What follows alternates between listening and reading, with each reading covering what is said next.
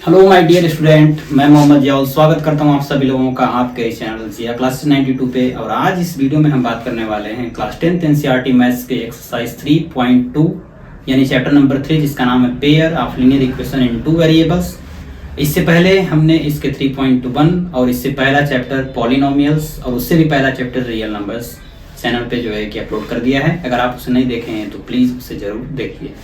तो ये चैप्टर जो है कि यानी ये बेसिकली हम जो एक्सरसाइज 3.2 करने वाले हैं, इसको करने से पहले थोड़ा सा कुछ मैं बेसिक आइडिया आपको दे दूं कि इसमें क्या क्या चीज़ों को हमें देखना है ना। तो सबसे पहले जो है कि हम बात करेंगे कि pair of linear equation in two variables है ना, यानी कि एक लीनियर इक्वेशन होगा है ना। अब एक ही नहीं बल्कि जो है वो जोड़े में होंगे है ना, पेयर है तो जोड़े में होंगे, तो वो कैसे दिखते होंगे। तो सबसे पहले उनका जो है कि एक जनरल जो है कि मैं फॉर्म लिख लेता हूँ कि कैसा जो है कि दिखेगा। देखिए आपको कैसा दिखेगा, ax plus by plus c is equal to 0 है ना। ये क्या है, लीनियर इक्वेशन है इन टू वेरिएबल्स। अभी पेयर नहीं है, ये क्या है, linear equation in two variables है। देखो जहां पे जो a b c है ये क्या है, रियल नंबर्स होंगे, ठीक ना। और ये x ये y ये क्या है, दो वेरिएबल है। क्या है, ये दो वेरिएबल्स है। मैं यहां लिख दे रहा हूं, ये दोनों जो है कि क्या है, वेरिएबल्स हैं है ना। देखो x एक वेरिएबल y और a b और c जो है क्या है, रियल नंबर्स है। a और b जो है कि 0 नहीं हो सकते हैं, c 0 हो सकता है, ठीक है। तो ये कुछ हमें ऐसा दिखेगा। तो एक ऐसा ही एक और भी जो है कि बना लेते हैं, क्योंकि हमको पेयर में चाहिए, यानी ax plus by plus c is equal to 0 type का। क्लियर। अब देखो इन दोनों में डिफरेंस समझ में नहीं आ रहा कि कौन फर्स्ट है कौन सेकंड है, तो हम क्या करते हैं, पहले वाले को 1 कर लेते हैं। तो a1x plus b1y plus c1 और दूसरे वाले को क्या करते हैं, a2x plus b2y plus c2। Clear. तो ये कुछ हमें ऐसा जो है कि दिखेगा जब भी कभी pair of linear equation in two variables की बात करेगा। अगर ऐसा नहीं दिखता है तो हम इसको क्या करेंगे, ऐसा देखने की कोशिश करेंगे है ना। तो देखो और क्या चीजें समझने वाली हैं, जैसे इंटरसेक्टिंग, जैसे इसके सोल्यूशन में जो है कि जब आएंगे हम तो इंटरसेक्टिंग जो एक लाइन होती है, ठीक है, कोइंसिडेंट लाइन होती है और पैरेलल लाइंस होती हैं। तो क्या होता है उसको हम समझते हैं। देखिए अगर मैं बात करूं सबसे पहली लाइन इंटरसेक्टिंग की, इंटरसेक्टिंग का क्या मतलब जो है कि होगा, एक दूसरे को जो है कि किसी पॉइंट पर काट देना है ना, यानी कि लाइन ऐसी हो तो किसी पॉइंट पर जो है कि जैसे इस पॉइंट पर जो है कि ये कट रहा तो ये इंटरसेक्ट हो रहा है। जब कभी जो है कि ऐसा होगा तो इसका जो है कि क्या होगा, सोल्यूशन होगा और वो भी यूनिक सोल्यूशन होगा। क्या होगा, लाइन जब जो है कि इंटरसेक्टिंग रहेंगी तो क्या होगा, यूनिक सोल्यूशन होगा, यूनिक सॉल्यूशन, ठीक। और यूनिक सॉल्यूशन का मतलब कि सिर्फ और सिर्फ जो है कि उसके एक ही जो है कि सॉल्यूशन हो सकते हैं, बहुत सारे सॉल्यूशन नहीं हो सकते हैं। इसलिए हम उसको क्या कहेंगे, यूनिक सॉल्यूशन कहेंगे, ठीक ना।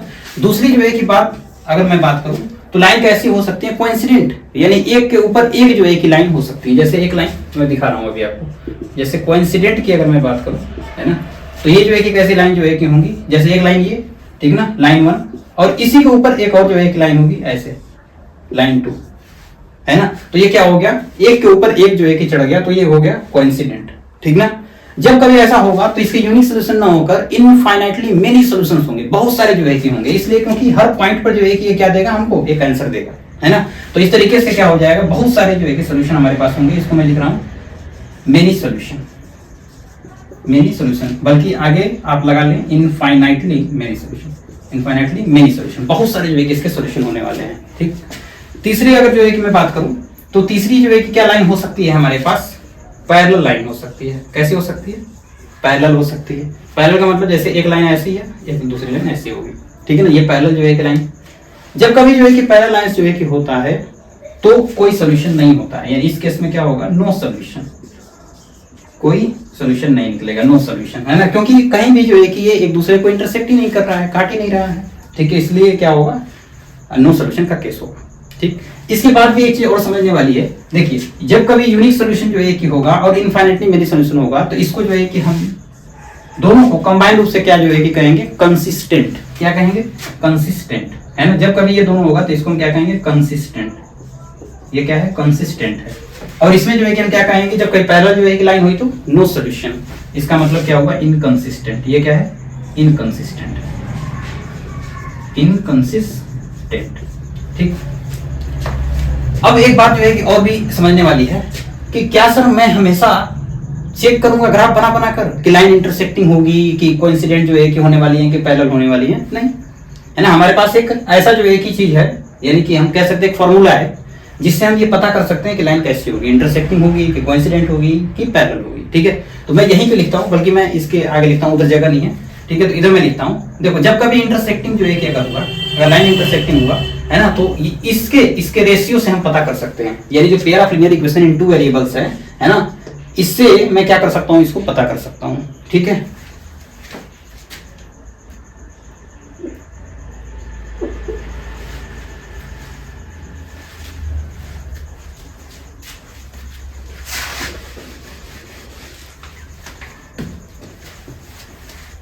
देखिए कैसे हम पता कर सकते हैं कि लाइंस इंटरसेक्टिंग होगी, कोइंसिडेंट होगी या फिर जो है कि पैरेलल होंगी। देखिए कैसे, अगर लाइन कभी इंटरसेक्टिंग अगर हुई है ना, तो ये जो pair of linear equation in two variables का जो जनरल जो है कि हमने फॉर्म लिखा है ना, इसी से एक फार्मूला जो है कि बनाएंगे और हमको पता लग जाएगा कि लाइन कैसी होंगी। ठीक है, देखिए जब कभी A1 over A2 is not equal to B1 over B2 हो जाए, यानी A1 और A2 का रेशियो B1 और B2 के रेशियो के इक्वल अगर ना हो, तो वो जो है कि लाइन कैसी होगी, इंटरसेक्टिंग होगी। और जब कभी इंटरसेक्टिंग होगी तो उसका जो सोल्यूशन होगा वो कैसा होगा, यूनिक सोल्यूशन होगा। क्लियर।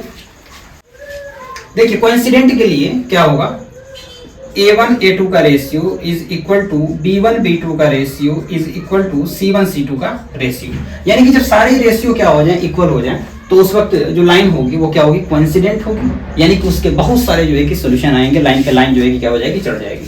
ठीक है, तीसरी बात, पैरेलल होने के लिए क्या चाहिए, A1 अपॉन A2 का ratio is equal to B1 upon B2 का ratio but not equal to C1 upon C2 का रेशियो। अगर ऐसा कभी हुआ तो लाइन कैसी होगी, पैरेलल होगी, यानी कि उसका कोई सोल्यूशन नहीं होगा, और इसको हम क्या कहते हैं, इनकंसिस्टेंट करते हैं, है ना, ये भी याद रखेंगे।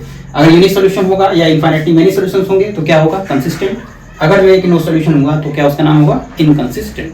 क्लियर, इतना इंफॉर्मेशन नोट करेंगे, बहुत ही इंपॉर्टेंट इंफॉर्मेशन है। सबसे पहला क्वेश्चन देखते हैं, आप एनसीईआरटी लेकर जो है कि बैठे स्टूडेंट, प्लीज, है ना, आई काइंडली रिक्वेस्ट यू, प्लीज आप लेकर ही बैठें। पहला क्वेश्चन क्या है, कह रहा form the pair of linear equations in the following problems and find their solutions graphically.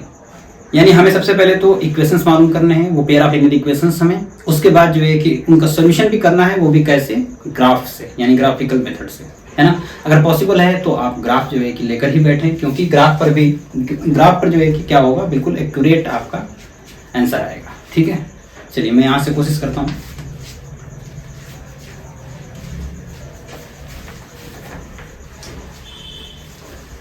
Very first question है, the students of class 10 took part in a mathematics quiz. करें क्लास 10 के 10 स्टूडेंट्स ने mathematics quiz में, एक प्रतियोगिता में जो है कि क्या किए हैं, भाग लिए हैं, पार्टिसिपेट हुए हैं। Correct the number of girls is 4 more than the number of boys, यानी कि जो लड़कियों की संख्या है वो लड़कों की संख्या से 4 जो है कि ज्यादा है। 4 more than the number of boys, find the number of boys and girls who took part in the quiz. कह रहा है कि लड़कों और लड़की की संख्या ज्ञात कीजिए जिन्होंने जो है उस क्विज में पार्टिसिपेट हुआ है। ठीक, देखिए सॉल्यूशन देखिए इसका क्या करेंगे, सबसे पहले मानेंगे let the number of girls is equal to x and the number of boys is equal to y। तो सबसे पहले कंडीशन है कि ये दोनों मिलकर कितने हैं, 10 है, तो इसका मतलब x plus y is equal to 10, equation number 1। Second equation, if the number of girls is 4 more than the number of boys, यानी कि लड़कियों की संख्या क्या है, 4 ज्यादा है लड़कों से, तो इसका मतलब x इज इक्वल टू कितना हो जाएगा, y प्लस 4, y प्लस 4। इस y को इधर लाते हैं तो x minus y is equal to कितना हो गया, 4, इक्वेशन नंबर 6। क्लियर, ये तो हमारे पास इक्वेशन जो है कि बन गए। अब इसको हमें क्या करना है, ग्राफ पे प्लॉट करना है। तो पहले इतना नोट करेंगे, इसके बाद हम ग्राफ पे प्लॉट करते हैं। तो एक ग्राफ पे प्लॉट करने के लिए हमें सबसे पहले कोऑर्डिनेट चाहिए, तो सबसे पहले हम क्या करते हैं, कोऑर्डिनेट निकालते हैं। देखो x plus y is equal to 10 है, तो x की जगह मान लेते हैं कि अगर हम 5 रखते हैं तो y कितना आएगा, 5 पे आ जाएगा। x की जगह 4 रखते हैं, चलो x की जगह 4 रखते हैं, x की जगह क्या रखता हूँ, 4। ऐसे बॉक्स बना लेंगे, देखो बॉक्स बना के पहले वाले के लिए बॉक्स, यहाँ लिखते हैं x और यहाँ लिखते हैं y। ठीक है, मान लीजिए x की जगह अगर 4 रखा मैं, तो y कितना हो गया, 6 हो गया। है कि नहीं। अगर x की जगह 4 रखता हूँ, x की जगह 4 रखूंगा तो उधर ट्रांसपोज होके जाएगा तो कितना आ जाएगा y इज इक्वल टू 6। अगर x की जगह 6 रखता हूँ तो y कितना आ जाएगा 4। ठीक, दूसरे वाले के लिए x माइनस वाई के लिए, इसके लिए भी हम क्या करते हैं, बना लेते हैं कोऑर्डिनेट। देखो ये x और ये y। मान लेते हैं कि अगर x की जगह मैं कितना रख दूं, x की जगह अगर 4 रख लें, x की जगह 4 अगर रखेंगे तो कितना हो जाएगा। देखो x की जगह 4 रखेंगे तो 4 4 खत्म 0, x बराबर में अगर 0 रखूं तो y कितना हो जाएगा माइनस का 4। ठीक, चलो इसको प्लॉट करते हैं। 4,6 है, 4,6 कितना हो जाएगा, 4 यहाँ है और 6 कहाँ जाएगा ऊपर, 4,6 यानी यहाँ है 4,6। आप ग्राफ पे जो है करेंगे बिल्कुल एक्यूरेट आएगा, ये आ गया 4,6 यहाँ पे और 6,4, तो 6 यहाँ और 4 कहाँ पे आएगा आपका, ये यहाँ देखो 6,4। इन दोनों से एक लाइन बनेगी, ठीक है ना, एक लाइन खींच देते हैं। ये गलत हो गया, आप स्केल से मिलाएंगे बिल्कुल एक्यूरेट आएगा। ठीक,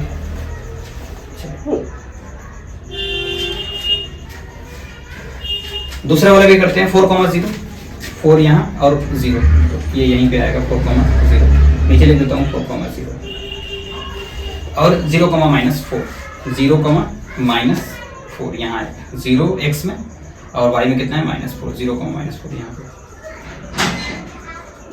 इन दोनों को भी हम क्या करेंगे, मिलाएंगे, इन दोनों को भी मिला देते हैं।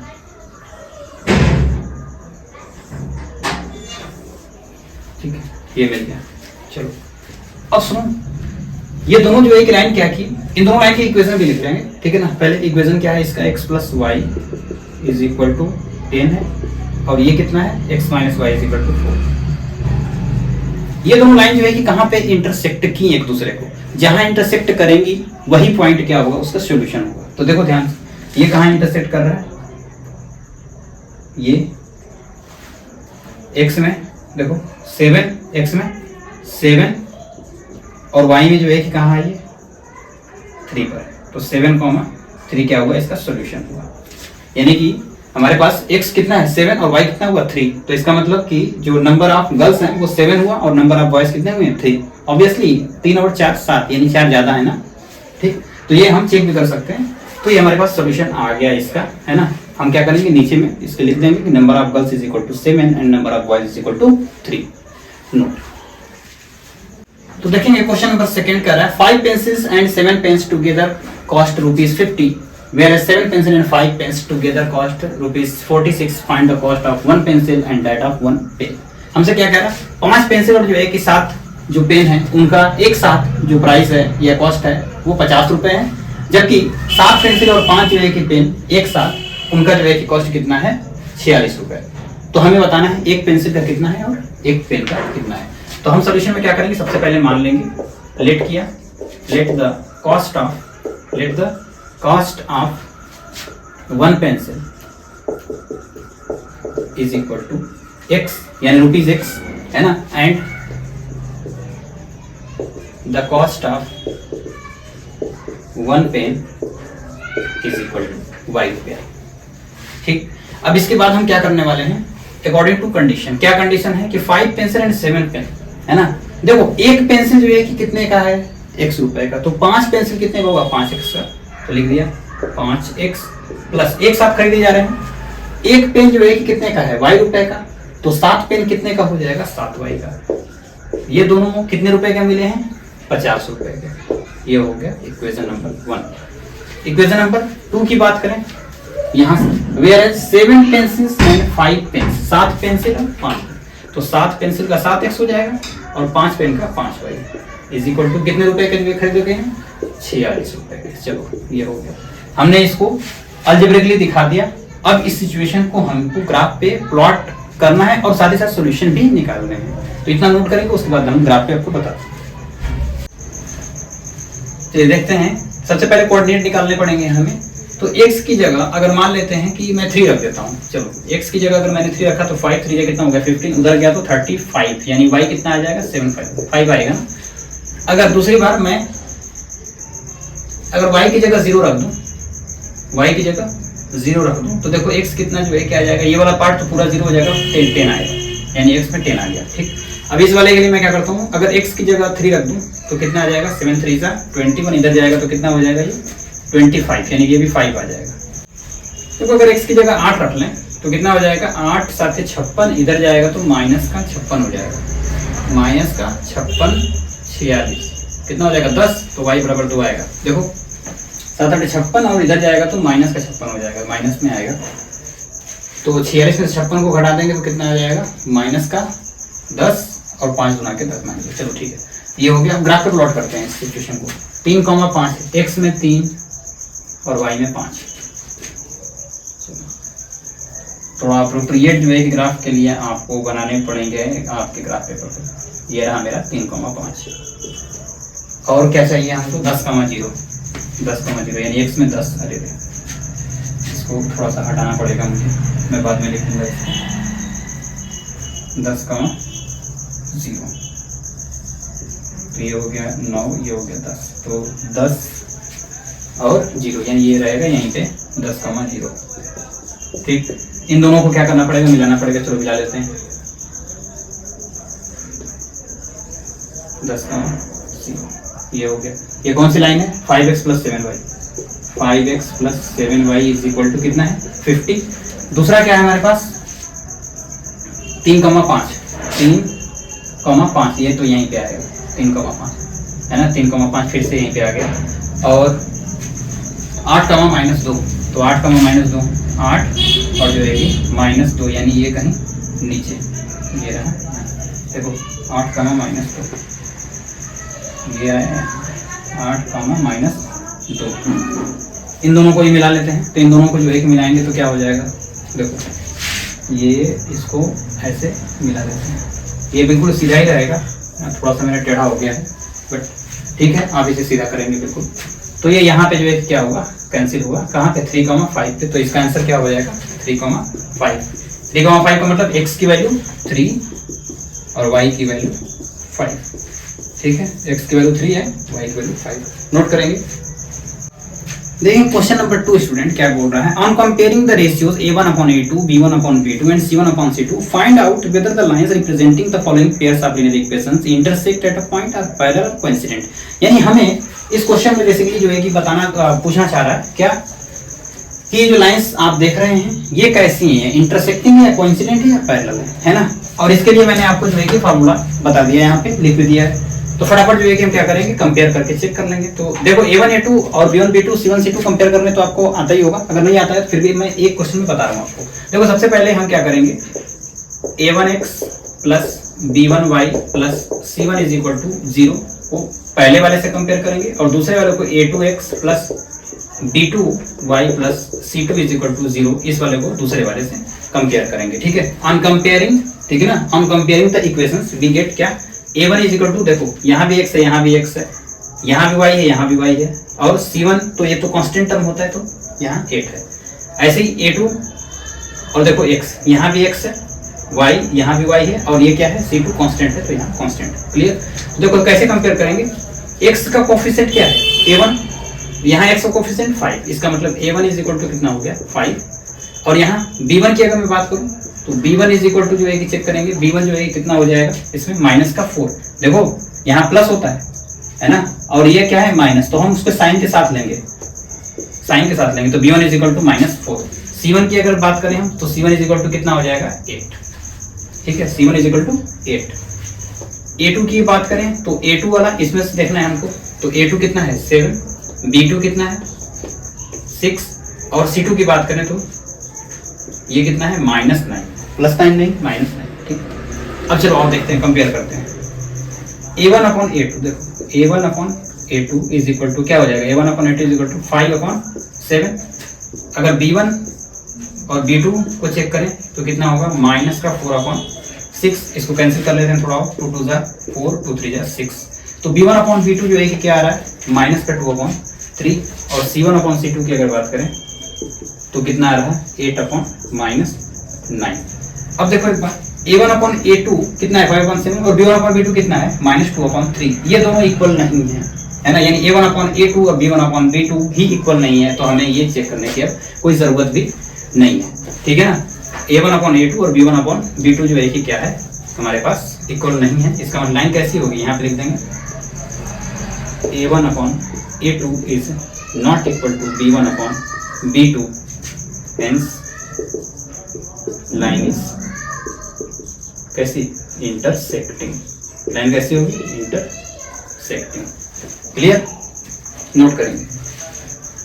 देखो क्वेश्चन नंबर सेकेंड, फटाफट। A1/A2 कितना हो जाएगा, A1 9 है, A2 कितना है 18, इसको कैंसिल कर लेते हैं, 9 1 9 2, ठीक।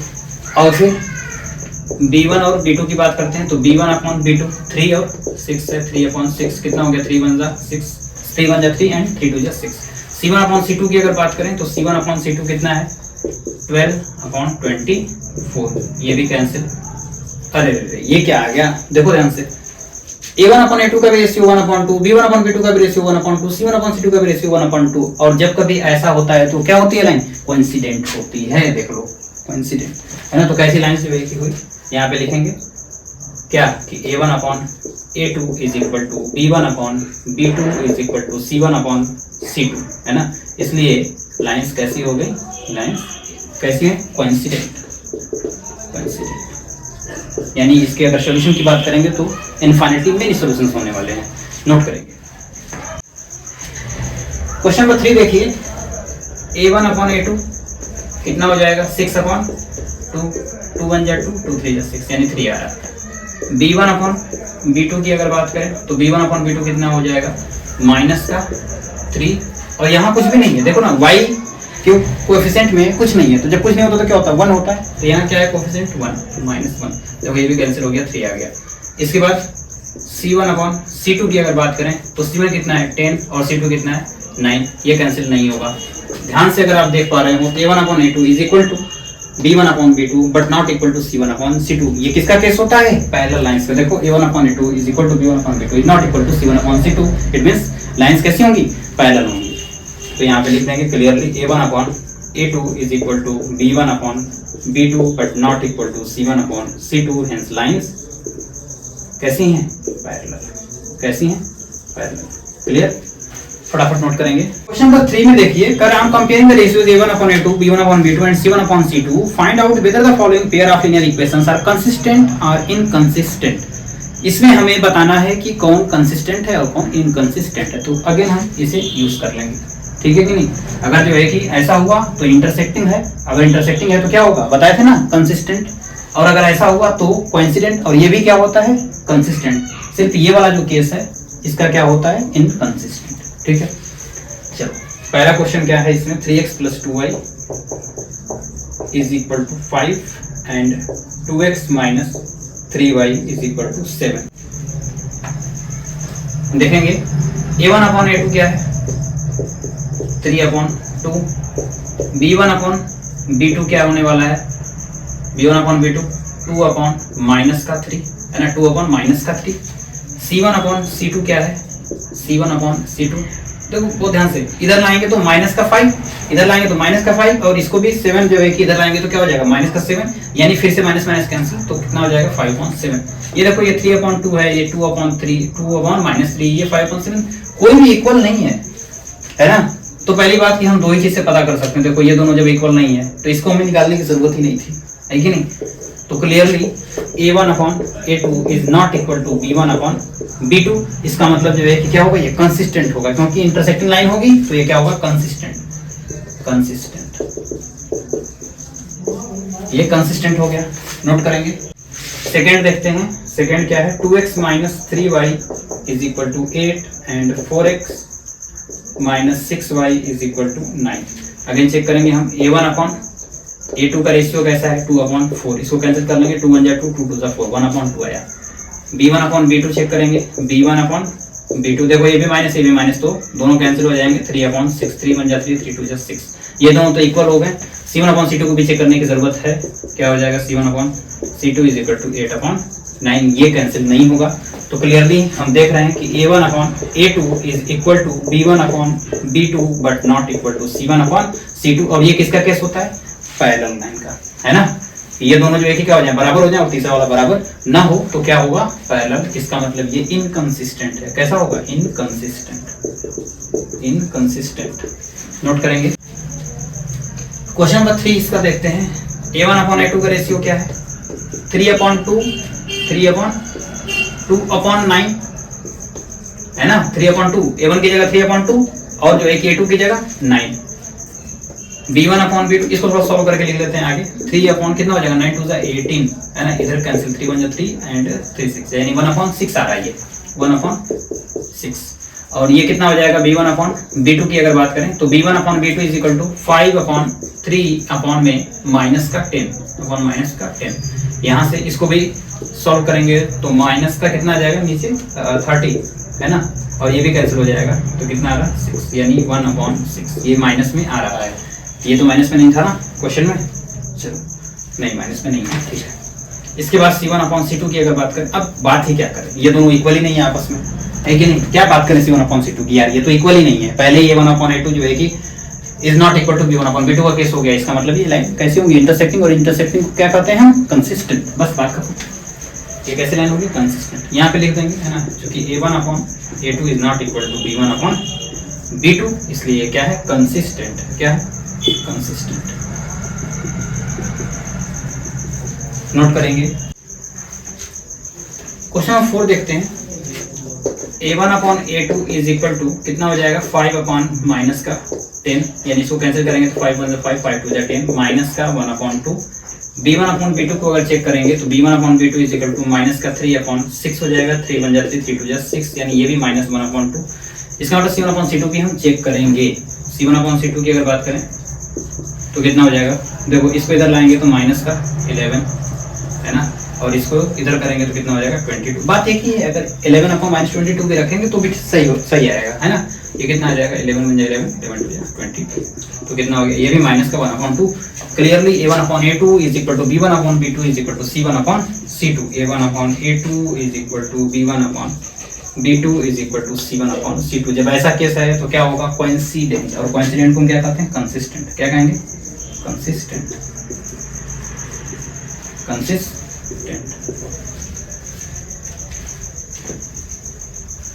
क्वेश्चन नंबर 5 देखते हैं। इसका स्टूडेंट क्या बोल रहा है, 4/3x plus 2y is equal to 8 and 2x plus 3y is equal to 12। चलो फटाफट चेक करेंगे ratio. A1/A2 is equal to कितना हो जाएगा, 4/3/2 हो जाएगा। क्लियर। इसको थोड़ा सा सॉल्व कर देंगे तो कितना हो जाएगा, देखो 4/6 हो जाएगा, 2 3 6। इसको कैंसिल करेंगे, 2 2 4 2 3 6, यानी कि 2/3। इसे करेंगे B1/B2 is equal to 2/3। C1/C2 को चेक करेंगे, क्या आएगा, 8/12। इसको कैंसिल करेंगे, 4 से 4 2 8 एंड 4 3 12, तो कितना आ गया 2/3। क्लियरली सारे के सारे क्या है, इक्वल है, यानी A1/A2 is equal to B1/B2 is equal to C1/C2। इसका मतलब ये क्या हुआ, आपका कोइंसिडेंट। और कोइंसिडेंट जो है कि होगा तो क्या कहलाएगा, कंसिस्टेंट। क्या कहलाएगा, कंसिस्टेंट। नोट करेंगे फटाफट। तो डियर स्टूडेंट, आज इस वीडियो में बस इतना ही, क्योंकि वीडियो की लेंथ बहुत लंबी हो जाएगी। फिर इसके नेक्स्ट पार्ट में जो है कि हम आपको क्वेश्चन नंबर 4 5 6 और जितने भी पार्ट रिमेनिंग पार्ट रह गए उसे बताएंगे। Thank you.